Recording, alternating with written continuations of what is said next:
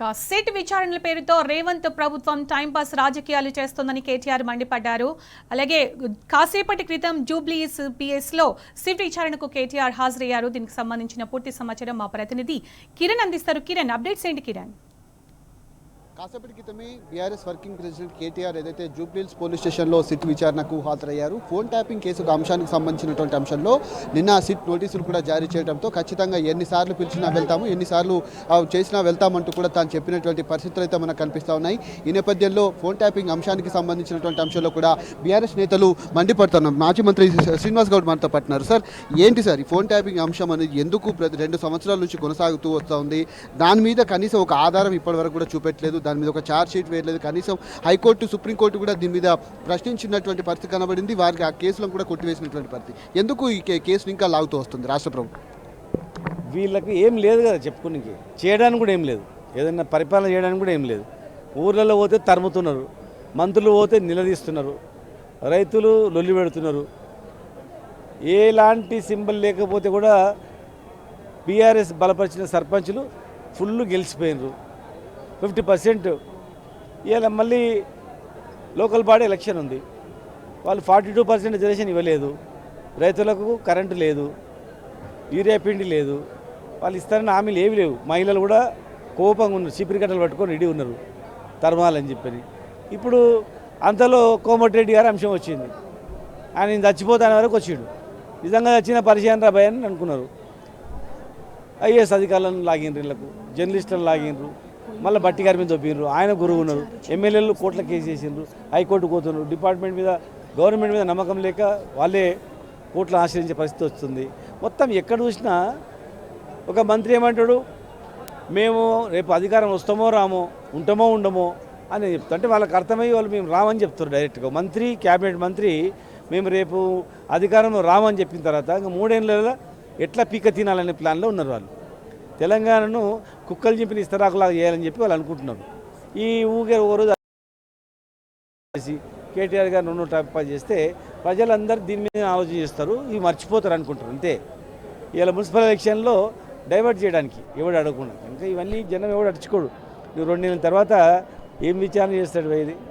ఇప్పుడు డీజీపీ గారు అప్పుడు కీలకమైనటువంటి స్థానంలో ఉండే ఇప్పుడున్న డీజీపీ గారు. అంతకుముందు ఇప్పుడున్న మహేందర్ రెడ్డి గారు కూడా కీలకమైనటువంటి డీజీపీగా పనిచేసింది.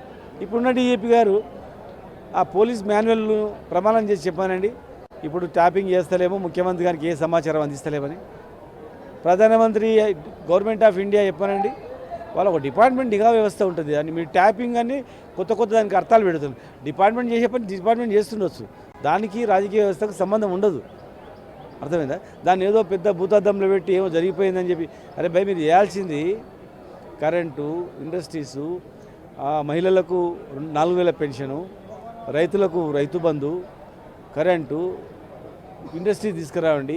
ఏం లేవు మీరు చేసేది. ఈ అంశాలన్నీ ఒక ఎత్తున అయితే కేటీఆర్ గారి నివాసం నుంచి తెలంగాణ భవన్ వరకు కావచ్చు, తెలంగాణ భవన్ నుంచి జూబ్లీహిల్స్ పోలీస్ స్టేషన్ వరకు వేలాది మంది పోలీసులను పెట్టి అడ్డుకుంటున్నటువంటి పరిస్థితి. అభిమానం కొద్దీ చాలామంది కార్యకర్తలు వస్తూ ఉంటారు, చాలామంది పార్టీ శ్రేణులు కూడా వస్తూ ఉంటారు. వాళ్ళందరినీ కూడా అడ్డుకొని కనీసం అక్కడికి రాకుండా చేసేటువంటి కుట్రలను ఎట్లా చూస్తారు? ఇదంతా దౌర్జన్యం. ఇప్పుడు నడిపేది కొన్ని పోలీసులతో నడుపుతారు. కొంతమంది పోలీసులు ఎట్లా తయారైనంటే వాళ్ళు కాంగ్రెస్ కార్యకర్తల కన్నా ఎక్కువ పని చేస్తారు. వాళ్ళే నామినేషన్ వేపిస్తున్నారు, లేదు వీడు నామినేషన్ వేయకుండా వాళ్ళు ఎత్తుకపోతున్నారు, లేదు భయపట్టిస్తున్నారు, పార్టీలు చేయని అని చెప్పి పార్టీలు చేయని చేపిస్తున్నారు, మా వాళ్ళని తీసుకుపోయి కొడుతున్నారు. విన్నారా? నిన్న జడ్చెల్లలో ఒక ఎస్ఐ గల్లబట్టిండు కాంగ్రెస్ నాయకుడు, మళ్ళీ ఇంకో టీఆర్ఎస్ కార్యకర్తను చితకబాడిండు. అంటే వెనకటికి ఒక కానిస్టేబుల్ గల్లబడితే కూడా ఊరుకుండా కొనరి. ఇలా ఎస్ఐ గల్లబట్టిండంటే ఎస్ఐ గల్లబట్టిండు, సిఐ గల్లబట్టిన తర్వాత ఇంక ప్రజాస్వామ్యం ఏముంది చెప్పండి? ఏమైనా ఉందా? వాళ్ళు కార్యకర్తలకు పనిచేసి వాళ్ళు దోసుకున్నంత వాళ్ళు తింటున్నారు. మీరు అంత వాటాలతోనా పంచుకొని, డబ్బులు పంచుకొని కరప్షన్ పెరిగిపోయి విచ్చలవిడిగా చేస్తున్నారు. నిజాయితీ ఆఫీసర్లను ఏం చేస్తారు? లూప్లైన పడేస్తారు. నిజాయితీ పని చేసే వ్యక్తులను ట్రాఫిక్లను, లేకపోతే ఇంకా ఐబీఐనో, లేకపోతే ఇంకా అటాచ్మెంటో బిటాచ్మెంట్ అని పెడుతున్నారు. వాళ్ళకు ఏ మాట చెప్తే ఆ మాట చేసి ఈనాటి వాళ్ళని తీసుకొచ్చి పెట్టుకుంటున్నారు. కనుక మంచి మంచి ఆఫీసర్లు కూడా అరే ఏంద్రబాయ్ ఈ డిపార్ట్మెంట్లో ఉండి మాకు ఇట్లా ఇటువంటి పని కూడా చేయాల్సి వచ్చిందని వస్తుంది. కనుక పెద్ద పెద్ద ఆఫీసర్లు కూడా కొంతమంది అట్లే జమ అయినారు. ఇదంతా ఒక పెద్ద ముఠా మాఫియా టైప్లో అయింది. మేమందరం మా పిల్లలందరూ కష్టపడి తెలంగాణ తెచ్చుకుంటే కన్నా కష్టాలు పడి కొట్లాడి జైళ్ళల్లో పోయి సావులు చూసుకుంటా ఆకలి కొని తిండి తిప్పని జీవితాలు సర్వనాశనమై తెలంగాణ తెచ్చుకుంటే ఇలా తెలంగాణ ఉద్యమంలో అధికారంలో వచ్చారు. వాళ్ళకి ఏముంటుంది చెప్పిగా ఇటువంటి తెలంగాణ వ్యతిరేక శక్తులు ఇలా జొర్రి తెలంగాణ ఆశయాలన్నీ నీరు గారుస్తున్నాయి, మొత్తం మలినం చేసేస్తున్నాయి. సార్ 10 సంవత్సరాలు బీఆర్ఎస్ ప్రభుత్వం ఉంది, 5 సంవత్సరాలు మీరు మంత్రిగా పనిచేశారు. అప్పుడు పాలన మీద పట్టుంది, అధికారులను కూడా కనీసం నిద్రపోనివ్వనటువంటి పరిస్థితి, అటు స్కాములు పైన ప్రశ్నించారు, స్కీములు కూడా పెద్ద ఎత్తున ఏర్పాటు చేసినటువంటి పరిస్థితి గత ప్రభుత్వంలో కనిపించింది. 2 సంవత్సరాల నుంచి ఇంత వ్యతిరేకత రాష్ట్ర ప్రభుత్వం మీద, కాంగ్రెస్ ప్రభుత్వం మీద ఎందుకు వచ్చింది? ఈ విచారణ పేరుతో ఇంకెంతో కాలం కాలయాపన చేస్తున్నారని మీరు భావిస్తున్నారు? ఏమైనా చేస్తే కదా వ్యతిరేకత రాకుండా ఉండడానికి.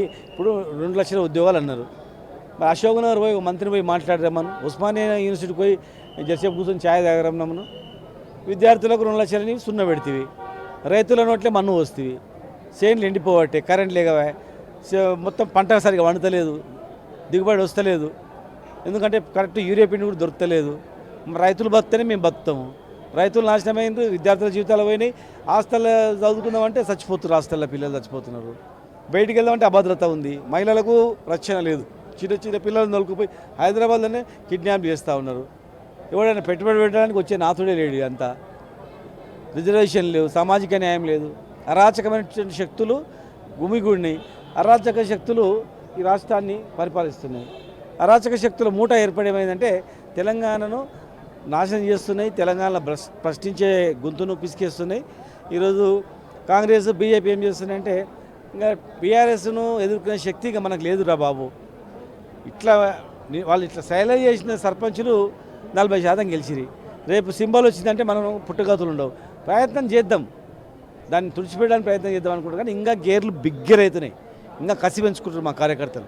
అరెస్ట్ చేస్తే, కేసు చేస్తే ఎవడు భయపడరు, జైలు పెడితే కూడా భయపడరు. ఏముంది అలా, కేసు పాస్ ఉంది అందులో, ఏం లేదంతా కొడుగుడు ఎంటుకలు వీకుడు తప్ప ఈగలు వీకుడు తప్ప ఏం లేదంతా. మేము ఈ పార్టీ ఈ కేసులకు భయపడే పార్టీ కాదు, ఈ పిచ్చి పనులు చేస్తే భయపడి ఇంట్లో కూర్చునే పార్టీ కాదు. తుపాకీ ఇట్లా ఎదురు పెడితే కూడా కాల్చరా అని చెప్పి ధైర్యంగా కొట్లాడేటువంటి పార్టీది, అలాంటి దమ్మున్న పార్టీది. దీన్ని ఎవ్వరు ఏం చేయలేరు, ఎవ్వరు కూడా ఏం పీకలేరు అని చెప్పిన ఇంతకుముందు కూడా, ఇప్పుడు ఏం పీకలేరు కూడా. ఈ అరెస్ట్ చేసినంత మాత్రాన జనం ఏం తప్పుగా అర్థం ఎవడు ఏం చేసుకోడు. ఇది కావాలని వేధిస్తున్నారు, ఆ కుటుంబాన్ని కచ్చగట్టిన అనుకుంటారు. మేము కేసీఆర్కు ఖచ్చితంగా ఆయన 3వసారి ముఖ్యమంత్రి సీట్లో కూర్చేంత వరకు అందరం కూడా రేయింబగలు కష్టపడతాం. రేయింబగలు కష్టపడి 3వసారి ముఖ్యమంత్రి కూర్చోబెట్టి మళ్ళీ 30 ఏళ్ళు ఎనికిపోయింది, 5 ఏళ్ళలో 2.5 ఏళ్ళలో మళ్ళీ ఎనికిపోయిందని ముందు తీసుకొస్తాం. పరిస్థితి కనబడుతుంది. ముఖ్యంగా బీఆర్ఎస్ వర్కింగ్ ప్రెసిడెంట్ కేటీఆర్ ఒక రాజకీయ కుట్రలో భాగంగానే విచారణకు పిలిచారు. ప్రధానంగా ఈ కేసు అంశానికి సంబంధించినటువంటి అంశంలో ఎక్కడ కూడా కనీసం ఒక ఆధారం కూడా లభించకపోవడంతో ఉన్నటువంటి ఆ పార్టీ కూడా అటు ప్రభుత్వం కూడా పెద్ద ఎత్తున ఈ అంశాన్ని తెర మీదకు తీసుకొచ్చి కనీసం ఒక అటెన్షన్ డైవర్షన్ పాలిటిక్స్కు చేస్తున్నటువంటి పరిస్థితి కనబడుతుందంటూ కూడా శ్రీనివాస్ గౌడ్ ఆరోపిస్తూ ఉన్నారు. Okay, right. Thank you, Kiran.